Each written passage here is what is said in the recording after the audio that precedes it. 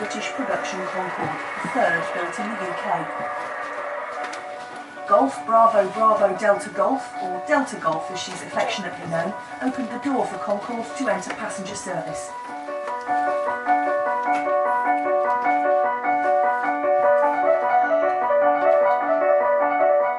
Like every other Concorde, over 30% of Delta Golf's airframe was built here at Brooklands before being shipped to Filton for final assembly.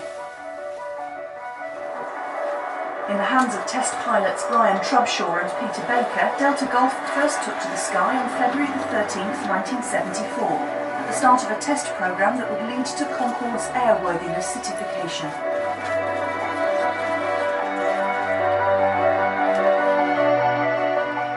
The first flight, which lasted 1 hour and 45 minutes, saw the aircraft fly from Filton to the Concorde test base at Fairford, to join Concorde 002 and Concorde 01 in the British flight test programme.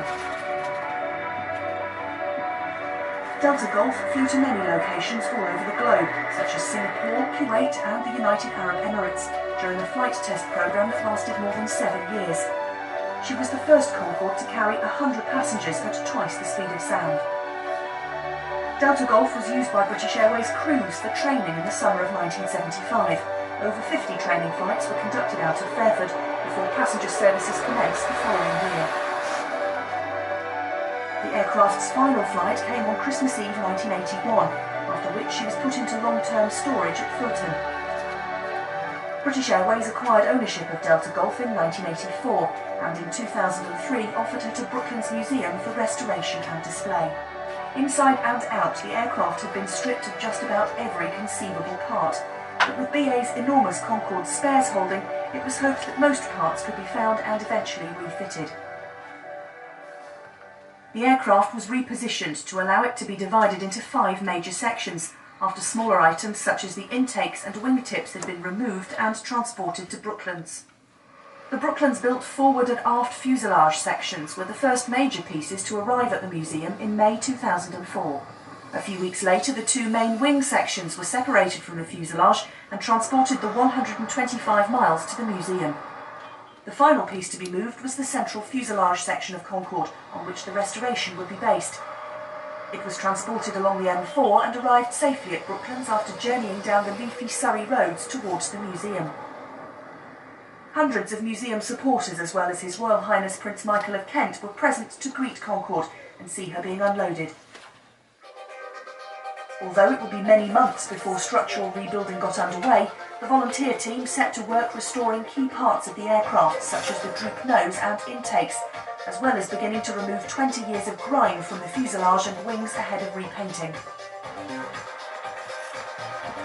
The museum's contractors for the rebuilding started work in early 2005. The first task was to reposition the 5 main sections so that they could be reattached. When the aircraft was sectioned, new production joints were essentially formed.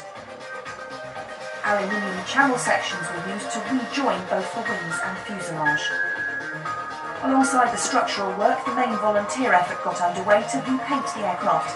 The surface was prepared before being painted with the trademark Concorde gloss white finish.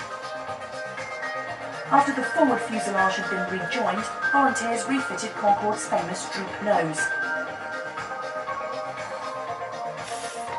With the structural rebuild nearly complete, Concorde was airbagged to full height to allow the landing gears to be fitted, the first time in nearly 20 years that the aircraft had rested on its own undercarriage.